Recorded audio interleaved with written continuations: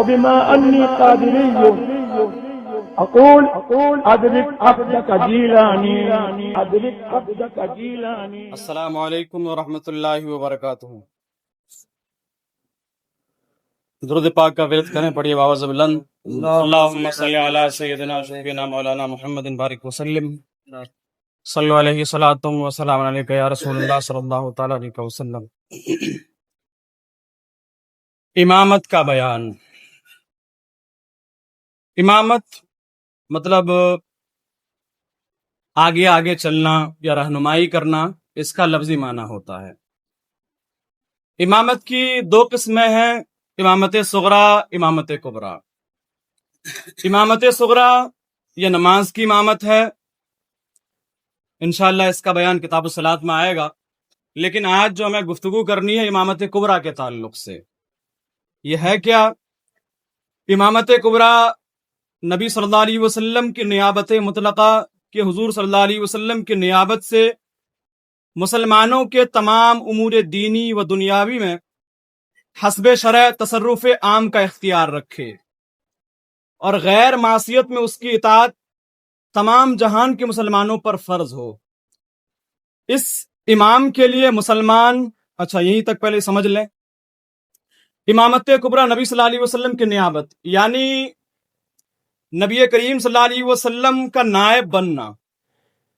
اب وہ تمام مسائل میں چاہے وہ دینی ہو یا دنیاوی ہو، تو اس میں اگر اس میں معصیت نہیں ہے، معصیت میں کسی کی اطاعت جائز نہیں ہے. پھر یعنی اگر وہ گناہ کا حکم نہیں دے رہے ہیں تو گناہ کا اگر حکم دے رہے ہیں ان کی اطاعت نہیں کی جائے گی. اگر ان گناہ کے علاوہ حکم نہیں دیے جا رہے ہیں تو وہ سارے مسائل میں جو ہے اس امام کی اقتداء کی جائے گی، چاہے وہ طلاق کے مسائل ہوں، نکاح کے مسائل ہوں، حج کے مسائل ہوں، زکوٰۃ کے مسائل ہوں، یا کوئی اور مسئلہ ہو، چاہے وہ آپ کو اور بھی چیزوں سے روک دے معاملات میں بھی، تو اس کی بات ماننا فرض ہوگا.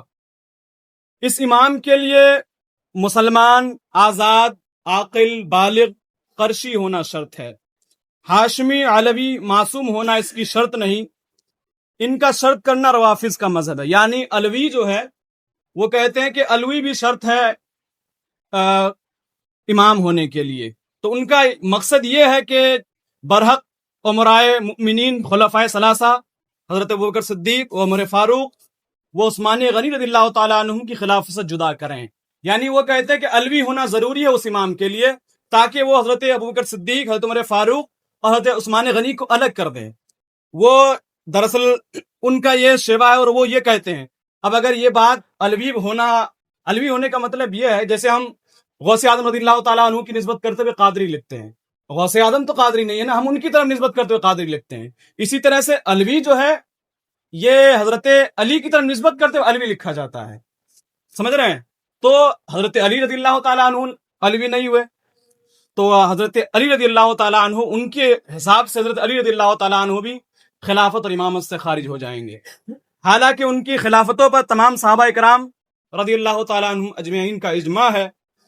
مولا علی کرم اللہ وجہ الکریم و حضرت حسنین رضی اللہ تعالیٰ عنہما نے ان کی خلافت تسلیم کی. اور یہ رافضی اور شیعہ وغیرہ یہ حضرت ابوبکر صدیق، حضرت عمر فاروق، حضرت عثمان غنی رضی اللہ تعالیٰ عنہم اجمعین کی خلافت تسلیم نہیں کرتے ہیں. علویت کی شرط نے تو مولا علی کو بھی خلیفہ ہونے سے خارج کر دیا. مولا علی علوی کیسے ہو سکتے ہیں؟ رہی عصمت تو یہ انبیاء و ملائکہ کا خاصہ ہے. یعنی وہ کہتے ہیں کہ امام کا معصوم ہونا بھی ضروری ہے. معصوم ہونے کا مطلب یہ ہے کہ وہ ان سے گناہ صادر نہیں ہو سکتا.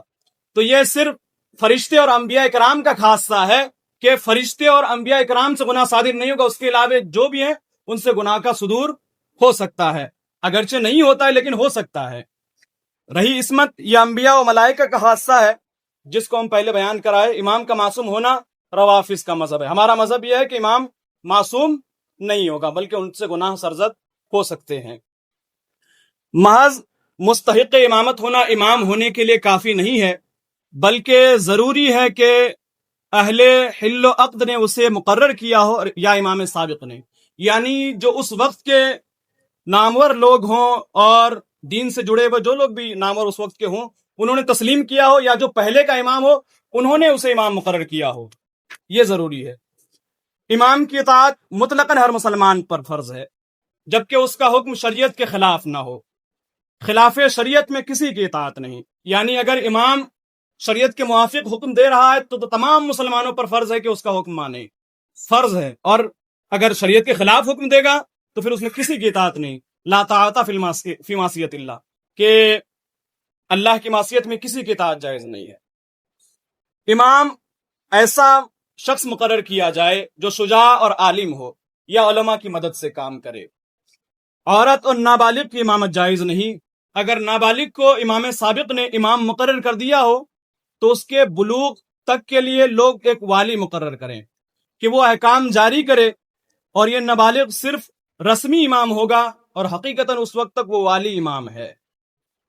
نبی صلی اللہ علیہ وسلم کے بعد خلیفہ برحق وہ امام مطلق حضرت سیدنا ابوبکر صدیق، پھر حضرت عمر فاروق، پھر حضرت عثمان غنی رضی اللہ تعالیٰ عنہ، پھر حضرت مولا علی، پھر 6 مہینے کے لیے حضرت امام حسن مجتبی رضی اللہ تعالیٰ عنہم ہوئے۔ ان حضرات کو خلفائے راشدین اور ان کی خلافت کو خلافت راشدہ کہتے ہیں کہ انہوں نے حضور نبی کرم صلی اللہ علیہ وسلم کی سچی نیابت کا پورا حق ادا فرمایا۔ یہ اہل سنت والجماعت کا عقیدہ ہے کہ سب سے پہلے خلیفہ حضرت ابوبکر صدیق رضی اللہ تعالیٰ عنہ ہیں، پھر حضرت عمر فاروق، پھر حضرت عثمان غنی، پھر حضرت علی رضی اللہ تعالیٰ عنہ، پھر 6 مہینے حضرت حسن مجتبی رضی اللہ تعالیٰ عنہ کی خلافت رہی، یہی خلافت راشدہ ہے۔ اس کے بعد پھر ملوکیت شروع ہو گئی، اور آخری زمانے میں جو ہے حضرت امام مہدی رضی اللہ تعالیٰ عنہ کی خلافت ہوگی۔ بعد انبیاء و مرسلین تمام مخلوقات الہی انس و جن و ملک سے افضل صدیق اکبر ہیں، پھر حضرت عمر فاروق، پھر عثمان غنی، پھر حضرت مولا علی رضی اللہ تعالیٰ عنہم، یعنی تمام افضل البشر بعد الانبیاء بالتحقیق، یعنی انبیاء کے بعد افضل جو ہیں حضرت ابوبکر، تمام بشر میں افضل جو ہے حضرت ابوبکر صدیق ہیں، پھر حضرت عمر فاروق، پھر حضرت عثمان غنی، پھر حضرت مولا علی۔ یہ نہیں کہ وہ خلافت کے اعتبار سے ایسا ہے کہ حضرت ابوبکر صدیق رضی اللہ تعالیٰ عنہ خلیفہ ہوئے تب ان کا ایک نمبر، ایسا نہیں ہے، بلکہ ہر اعتبار سے، ولایت کے بھی اعتبار سے اور اللہ تعالیٰ کے قرب کے اعتبار سے، ہر اعتبار سے حضرت ابوبکر صدیق رضی اللہ تعالیٰ عنہ ایک نمبر پر ہیں۔ اور جو لوگ ایک نام نہاد کچھ لوگ ہیں کہ بھائی خود کو مولائی کہتے ہیں، وہ لوگ یہ کہتے ہیں کہ بھائی نہیں، حضرت ابوبکر صدیق رضی اللہ تو خلافت کے اعتبار سے ایک نمبر پہ ہوں گے، لیکن اور جو دیگر جو ہر اعتبار ولایت کے اعتبار سے حضرت علی رضی اللہ تعالیٰ ایک نمبر پہ ہیں۔ تو اس طرح کے عقائد اہل سنت والجماعت کے نہیں ہیں۔ یہ لوگ نئے شیعت کی، رافضیت کی آڑ میں آ کر کے ان چیزوں کو پھیلانا چاہتے ہیں دراصل، کیونکہ رافضیت کھل کے بات نہیں کر سکتا، سنیت میں انتشار کے لیے یہ لوگ جو ہے اس طرح کے عقائد، جبکہ 1400 سالہ مطلب یہ تاریخ میں پورا ایک اجماع کے ساتھ چلا آ رہا ہے کہ اہل سنت والجماعت کا یہ عقیدہ ہے، لیکن اس کے برخلاف اب اس طرح کے عقائد لانا صرف سنیوں میں اہل سنت والجماعت میں انتشار کے لیے ہے۔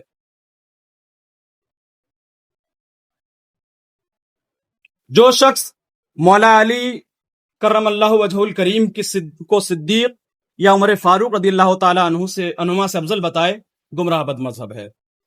افضل کے یہ معنی ہے کہ اللہ عز و جل کے یہاں زیادہ عزت والا ہو، اسی کو کثرت ثواب بھی سے بھی تعبیر کرتے ہیں، نہ کثرت اجر کے بارہا مبذول کے لیے ہوتی ہے۔ حدیث میں ہمراہیان سیدنا امام مہدی کی نسبت آیا ہے کہ ان میں ایک کے لیے 50 کا اجر ہے۔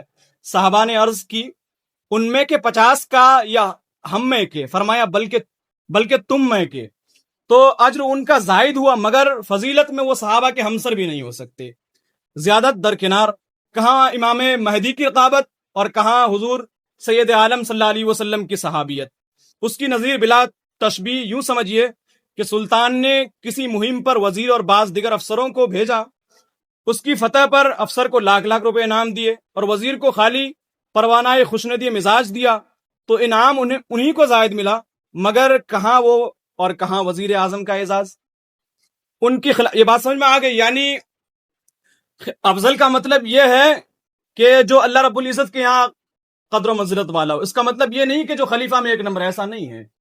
اسی وجہ سے جو بات انہوں نے ایک حدیث پاک بیان کی کہ امام مہدی رضی اللہ تعالیٰ عنہ کے جو ساتھی ہوں گے ان کے تعلق سے آگے ان کو 50 اجر ملے گا۔ تو صحابہ نے عرض کی یا رسول اللہ ان میں کے 50 یا ہم میں کے 50؟ تو فرمایا بلکہ تم میں کے۔ تو یقیناً جو آقا کائنات صلی اللہ علیہ وسلم کی صحبت پائی ہو یقیناً وہ افضل ہوگا، کہاں تھے امام مہدی رضی اللہ تعالیٰ عنہ؟